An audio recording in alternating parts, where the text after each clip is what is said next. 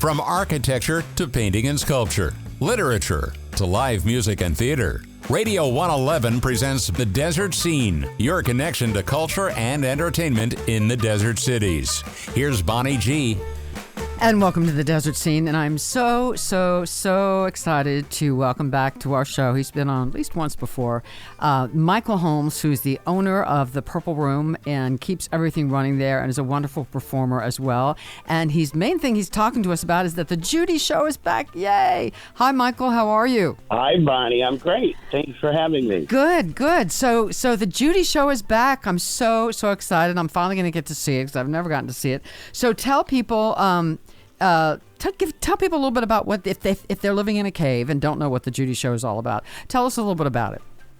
The Judy Show is a parody show that I do of the Judy Garland Show, which aired in 1963-64. It's a variety show that she hosted. Okay, and so I host the show as Judy, and then I play all of her guests. Excellent. And do you want to tell us who a couple of the guests are? Sure. Carol Channing, Pearl Bailey, sometimes Mae West, Tallulah Bankhead shows up, Katharine Hepburn. It goes on. You just never know. Now, and when did you, I know it ran for years. When did you first put this show together? When was the very first time that you debuted this? 25 years ago, at least. Really? Okay. Yeah. So that wasn't out at the Purple Room, right? That was somewhere else, obviously, I would say. Yes. Oh, no. That was in a little town called Saugatuck, Michigan, a resort town. And how did it go over? I don't know that much about that town. Is that a sort of small town, conservative town? And was the show a big hit right away? Oh, no. It was a resort town right on Lake Michigan. Okay. Summer resort. So, yeah, it kind of took off. Knock on wood. And now I know that it ran at the Purple Room every Sunday for quite a while, correct? Oh, yes, quite a while. Every Sunday for years.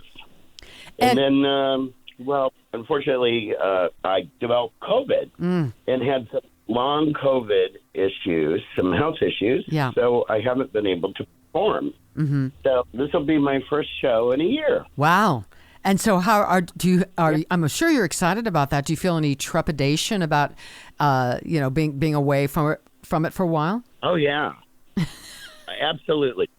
Yeah, can't even believe I could do it again, but I'm gonna. Yeah, yeah. And I believe is it Joel Baker that plays for you? Plays piano? Joel Baker, yes, he's wonderful. Yeah, he is. We love Joel. We absolutely love him. And so now is this? I know it's coming back November 27th. No. And are you planning to do it every Sunday? Well, every Sunday through New Year, and then most Sundays. Okay. We have some rotation with some stars who, based on their availability, were only able to play on a Sunday. So I let them have a Sunday here and there. So tell people a little, if somebody's like new to town and isn't familiar with the Purple Room, give them a little feel of what else you have going on at the Purple Room during the week. Well, live music 6 nights a week. Tuesday nights we have Rose Millette, who's a Living Legend Jazz Hall of Fame. Mm-hmm. It's compliment 6:30 to 9:30. On Wednesdays, I sing again in pants. Mm-hmm. With Darcy Daniels and Charles Herrera. We do music of the Rat Pack era. It's fabulous. And then on Thursday, we have Sharon Sills. Mm-hmm.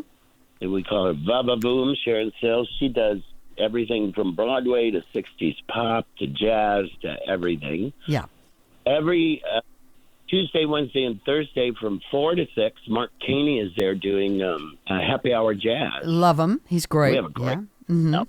Yeah. And then on the weekends, Friday, Saturday, Sunday, we have ticketed shows. Mm-hmm. And tell people where, if they're new to town, tell people where the Purple Room is for those who don't know. Sure. It's 1900 East Palm Canyon. It's inside Club Trinidad Resort.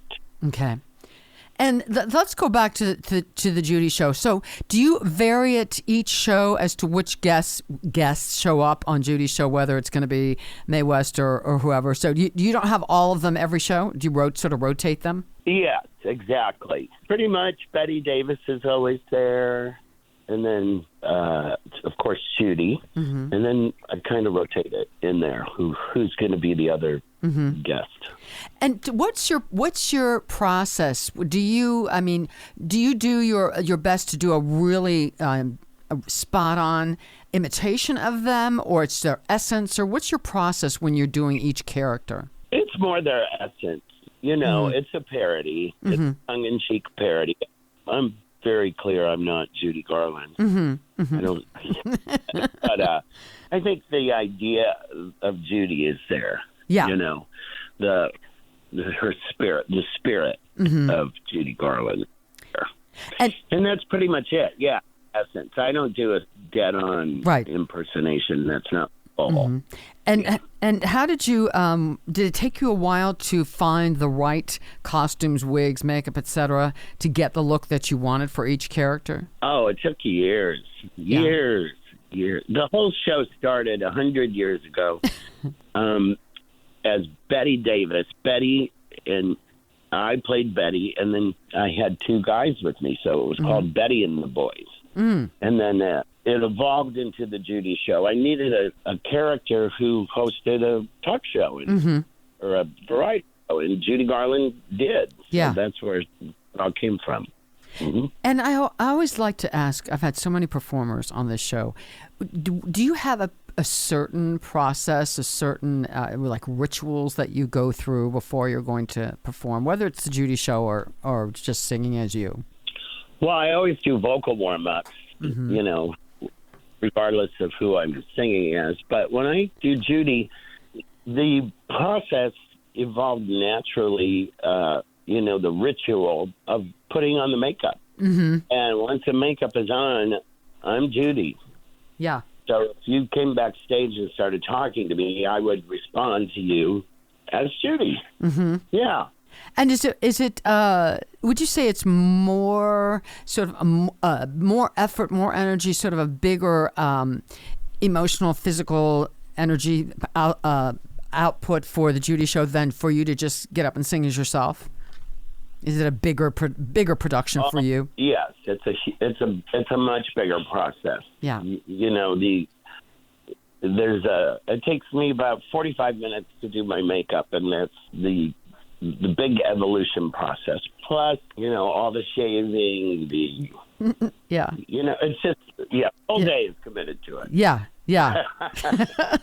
And so what is your secret? What would you say your secret is? Because you've been so, how many years now? When did you first take over the Purple Room? I'm trying to remember now. Well, the Purple Room opened in 2013, and I was working there when it opened, and I bought it in 2015, the summer of 2015. Okay. Because it's been so successful. What would you? I would say it's the premier sort of nightclub entertainment spot in the desert. What would you say the secret is to maintaining that success? Well, the whole concept, the whole idea, I think that everybody has, starting with me, is that, you're a guest basically in our living room. And we're fun and beautiful music and great entertainment, and it's joyful and respectful. That's what it's all on. It's not a cold, impersonal place. It's very intimate. I think that lends itself to being successful.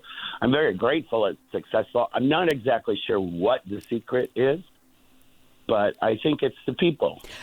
Yeah, I was going to say, I think it seems to me that you've surrounded yourself with really excellent people, all the way from bartenders to waiters to choosing the acts that you book in there. I think that's its key, isn't it? I guess, surrounding yourself with really good people. Well, I think that's it. And, for years I toured with the Judy Show, and I know a lot of the entertainers that I bring in because we all tour cabaret. And I also think there's the perspective that I was a performer, or I am a performer, but I was a touring performer. I know what it's like to walk into a club where you feel welcome and happy and you want to perform there. Right. And I also know what it's like to walk into a club where they say, hey, there's the stage, get up there. Yeah. And yeah. It's a whole different thing. Yeah. Absolutely. Yeah. Well, Michael, I am so happy that the Purple Room is there, that you run it, that the Judy Show is coming back. I'm getting to see it, and that I've gotten to know you, and that you're my buddy. And thank you so very much for being here. And I cannot wait to see the Judy Show. I'm really looking forward to that. Oh, Bonnie, thanks. I can't wait to have you there. Super. And I'm so glad that you're feeling better and back in the saddle again. And thank you so much. I know you are always busy. Thank you so much for joining us today. Really, really appreciate it. Thank you so much, Bonnie. I thank you. All right. Have a great day. We love Michael Holmes, and we'll see you guys next time on The Desert Scene.